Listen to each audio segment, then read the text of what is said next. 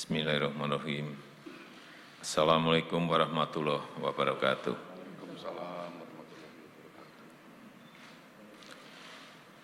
Saudara-saudara sebangsa dan setanah air, dalam menyikapi perkembangan ekonomi dunia yang telah berdampak pada perekonomian banyak negara, termasuk Indonesia, pemerintah bersama-sama dengan otoritas moneter, yaitu Bank Indonesia dan OJK, Otoritas Jasa Keuangan, telah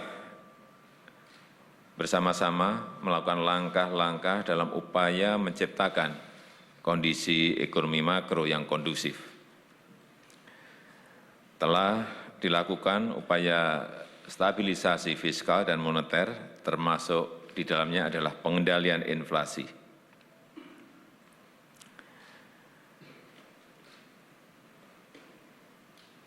Kita terus menggerakkan mesin pertumbuhan dengan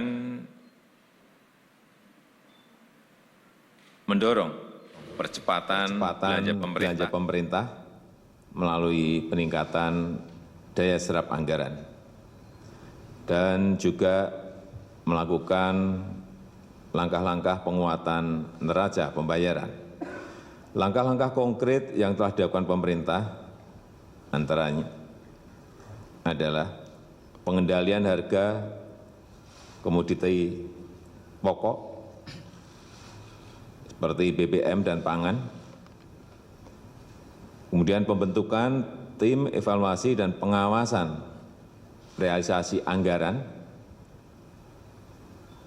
dan yang ketiga pembentukan badan pengelola dana perkebunan kelapa sawit untuk mendorong pemanfaatan biodiesel 15%, sehingga dapat mengurangi impor BBM dan meningkatkan harga ekspor kelapa sawit.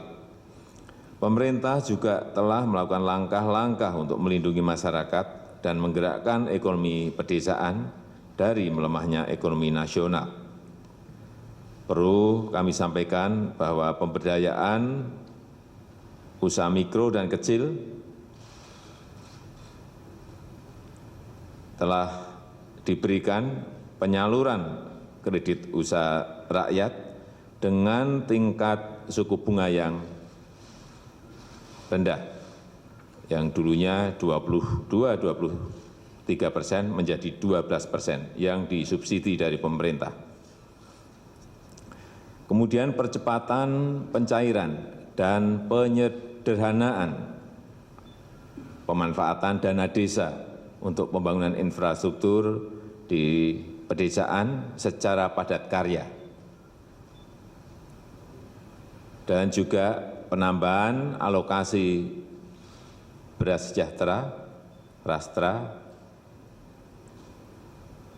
bulan 13 dan bulan 14, artinya ada tambahan selama 2 bulan bagi masyarakat yang berpendapatan rendah. Namun langkah-langkah itu belum cukup. Pemerintah melanjutkan dengan berbagai upaya untuk menggerakkan ekonomi nasional. Untuk itu hari ini pemerintah meluncurkan paket kebijakan tahap pertama September 2015 yang terdiri dari 3 langkah. Yang pertama, mendorong daya saing industri nasional melalui diregulasi, dibirokratisasi, serta penegakan hukum dan kepastian usaha. Ada 89 peraturan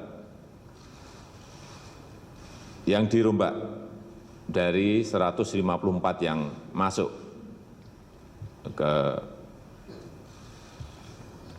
tim, sehingga ini bisa menghilangkan duplikasi, bisa memperkuat koherensi dan konsistensi, serta memangkas peraturan yang tidak relevan atau menghambat daya saing industri nasional.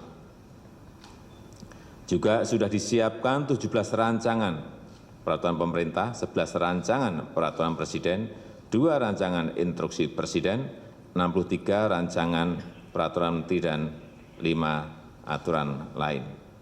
Selain itu, pemerintah juga melakukan langkah penyederhanaan izin, memperbaiki prosedur kerja perizinan, memperkuat sinergi, peningkatan kualitas pelayanan, serta menggunakan pelayanan yang berbasis elektronik. Pemerintah berkomitmen menyelesaikan semua paket diregulasi pada bulan September dan Oktober 2015. Jadi nanti akan paket, ini paket pertama, nanti ada paket kedua, dan mungkin ada paket ketiga akan secara konsisten kita lakukan terus. Yang kedua, mempercepat proyek strategis nasional dengan menghilangkan berbagai hambatan, sumbatan dalam pelaksanaan dan penyelesaian proyek strategis nasional, antara lain penyederhanaan izin, penyelesaian tata ruang dan penyediaan lahan, percepatan pengadaan barang dan jasa pemerintah, serta diskresi dalam penyelesaian hambatan dan perlindungan hukum. Pemerintah juga memperkuat peran kepala daerah untuk melakukan dan atau memberikan dukungan percepatan pelaksanaan proyek strategis nasional. Yang ketiga, meningkatkan investasi di sektor properti.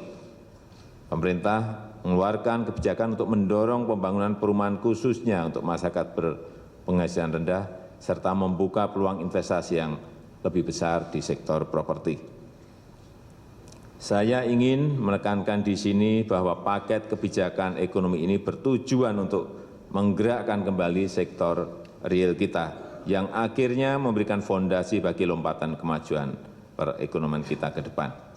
Saya meyakini paket kebijakan ekonomi tahap pertama September 2015 ini akan memperkuat industri nasional, akan mengembangkan usaha mikro, kecil, menengah, dan koperasi, akan memperlancar perdagangan antar daerah, akan membuat pariwisata semakin bergairah, akan menjadikan kesejahteraan nelayan semakin membaik dengan menaikkan produksi ikan tangkap dan penghematan biaya bahan bakar sebesar 70% melalui konversi minyak solar ke LPG. Saudara-saudara sebangsa dan setanah air, pemerintah tidak mungkin bisa bekerja sendirian. Pemerintah membutuhkan kerjasama, membutuhkan kebersamaan, membutuhkan dukungan. Mari bersatu, bergotong royong, bersama-sama menghadapi tantangan melemahnya perekonomian global. Saya ingin menegaskan bahwa pemerintah tidak sekedar memiliki komitmen menggerakkan ekonomi nasional dengan meluncurkan paket kebijakan ekonomi ini, tetapi pemerintah juga sangat serius dalam melaksanakan komitmen paket kebijakan ini. Saya dibantu oleh Wakil Presiden serta seluruh anggota Kabinet akan memimpin langsung pelaksanaan paket kebijakan ekonomi ini, sehingga langkah-langkah terobosan untuk menggerakkan ekonomi nasional benar-benar terwujud dengan baik. Itu yang bisa saya sampaikan. Terima kasih. Wassalamualaikum warahmatullahi wabarakatuh. Untuk lebih detailnya nanti akan mungkin disampaikan oleh Menko Perekonomian. Terima kasih.